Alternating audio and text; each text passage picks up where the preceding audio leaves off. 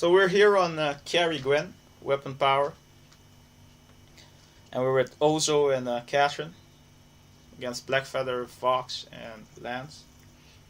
And the reason I chose this game is because I think it highlights how I generally try to deal with like a troll or a really bad player in solo queue. And I do want to stress try because sometimes trolls get the best of us. But I generally try to go for the win anyways, even when someone is like trolling, playing really bad. But sometimes, you know, there's like, if you're on roam and your carry is like buying 5 boots and just running into turret, then maybe I don't go as try hard.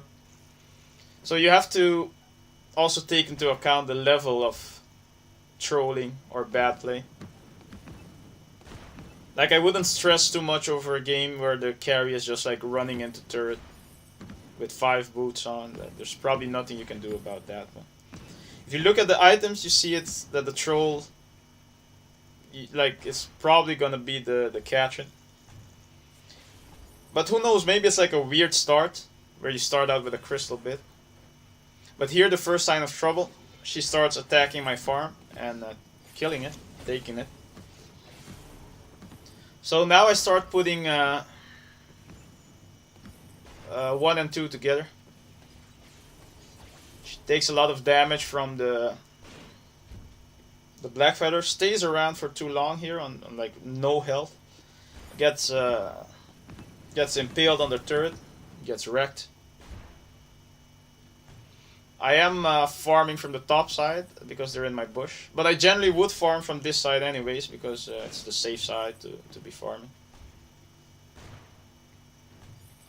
But yeah, Catherine starts out with a crystal bit, then gets into a Stormguard banner, and takes my farm. So I put 1 and 2 together, and I just buy tier 2 boots because I'm also racing the Catherine now for my farm.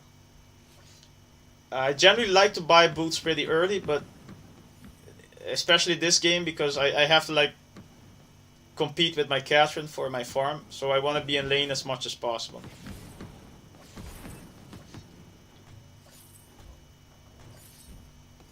And as you can see, she's like still trying to take my farm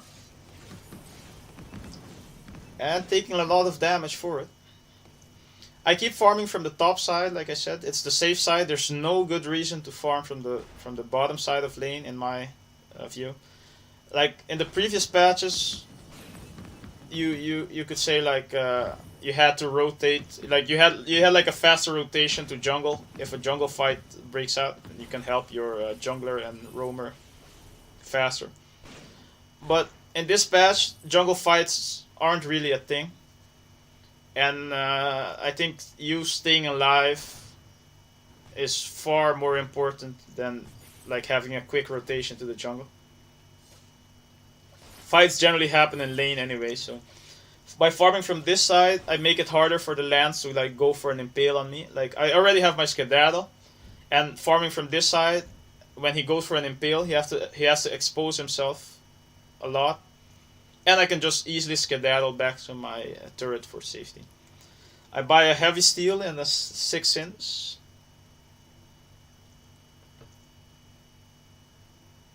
And I go back to lane.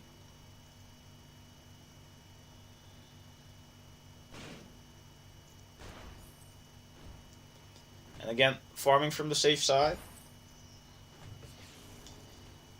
I started out with 2 weapon blades, and I'm just building into my Sorrow Blade.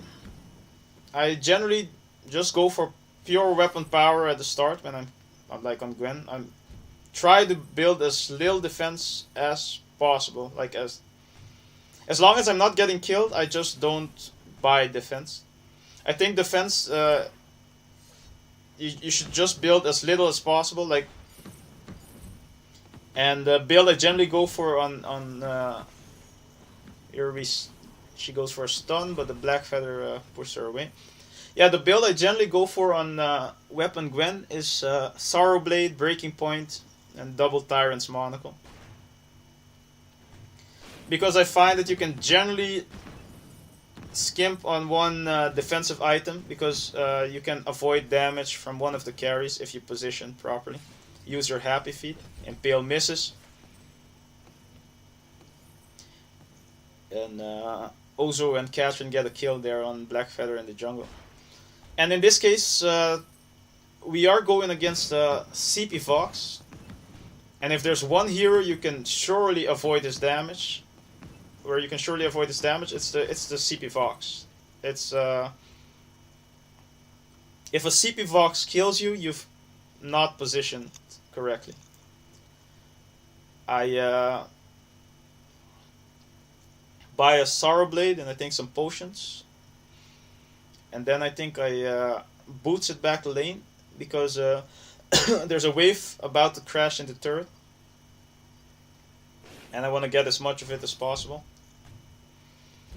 So I think it's a good use of the boots. I don't mind using it for not missing waves. Especially when I'm not looking to team fight at all in this early stage, because they have a fountain and we have like a storm crown.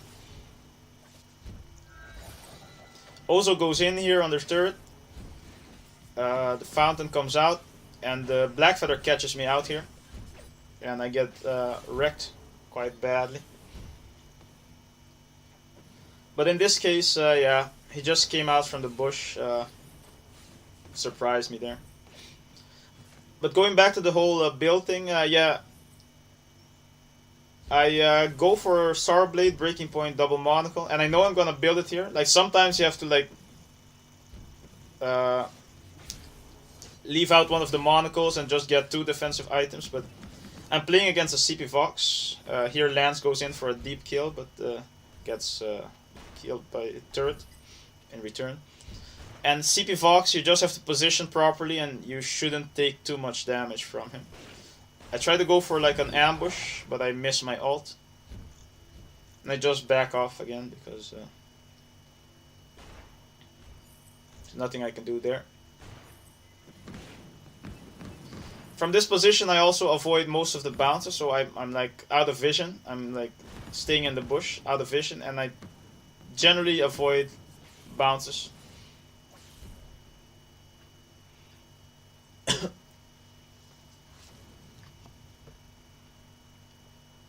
So the plan here is the double monocle build and just defense for the Blackfeather. Catherine goes in, gets a kill on the Blackfeather. We do help with our buckshot. Sorry, gets a kill on the Fox.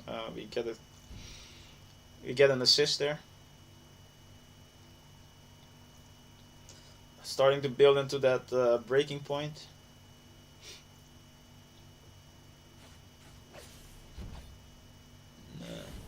Cat gets away there.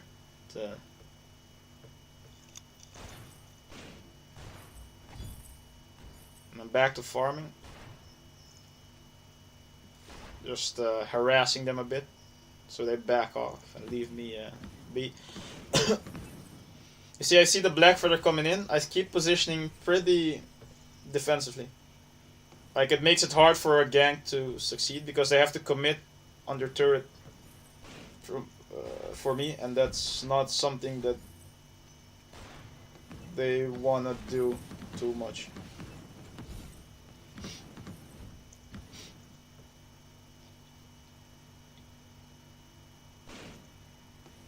Just using my buckshot to keep vision in the bush as well.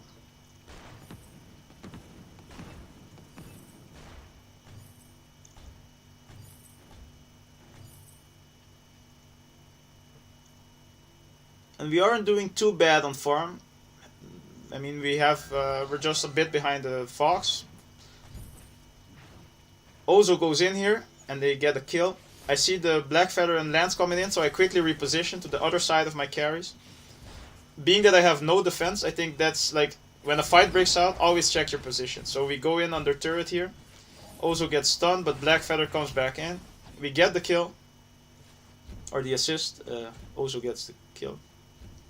I have to run here because one impale, and I think we're dead. I go and clear out those minions right under turret, and then the Catherine goes into their jungle. And I just back out, go to shop, because I have 2,000 gold. Get that breaking point. So the build is coming out nicely. I have like 2 tier 3 items completed, while the Vox only has 1. But he did get more defense. Here the Ozo is also stealing my farm, so I'm also fighting the Ozo now for my own farm.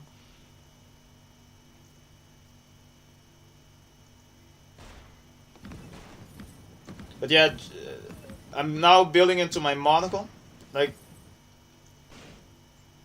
still don't see any good reason to get some defense at this point. The Blackfeather caught me once, but that's an accident. Here they waste their fountain on a Blackfeather that's already dead. I finally land my ult, and we go in under turret here. And we get the kill on the Fox and the kill on the Lance for my first 2 kills. Double kill. And we get a turret from that, which is pretty nice. And the gold mine, and it's a full gold mine, so that's a pretty nice team fight we had there. And I think because they wasted the fountain on a dead Blackfeather, we had like a easy 2 versus 3 there. So we get the gold mine and the front. We get the turret, gold mine, and their front jungle. So a pretty big gain there for us.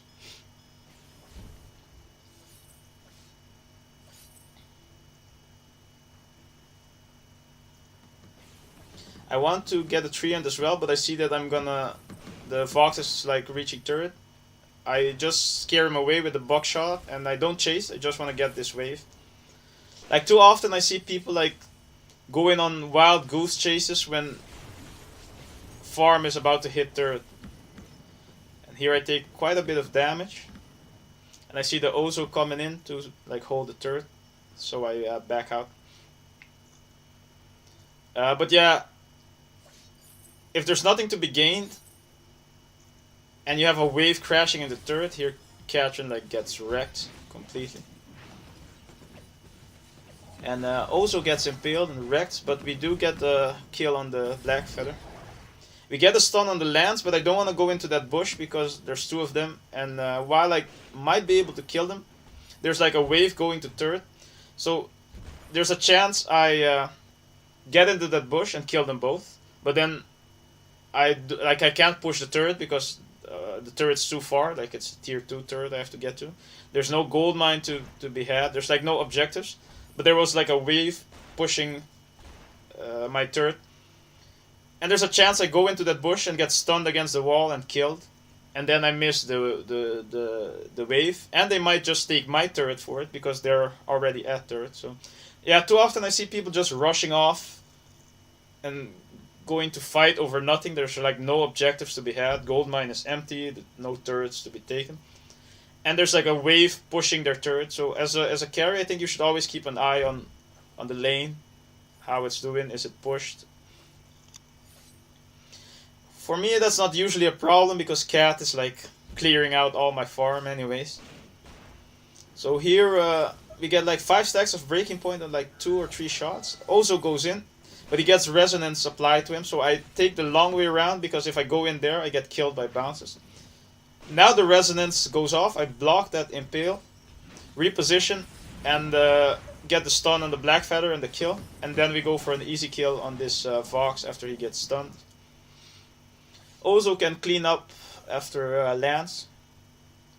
So yeah, that was like a good fight because as you can see, we ran around. Always keep an eye on the resonance because that's the only way that CP Vox is gonna do damage. The Ozo had resonance applied on him, so I just took the long way around and waited until there was no danger from the bounces. I tried to solo the gold mine here. I could have done it if I leashed them better. Like hover around the edges and then stutter step better. But I wasn't really too focused there, and I thought my carries would get there. The Ozo would get here faster, but I do get a treant for the heal. Do back away though because Lance is a danger.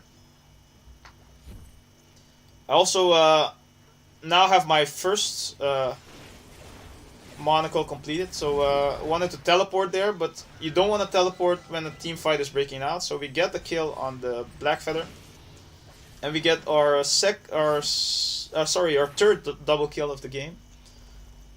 Yeah, the 3 item Gwen is already packing quite a punch, and it comes at a good time because we have the Kraken just spawning, and we know that the CP Vox can't possibly contest, and we do have a Catron with Storm Crown.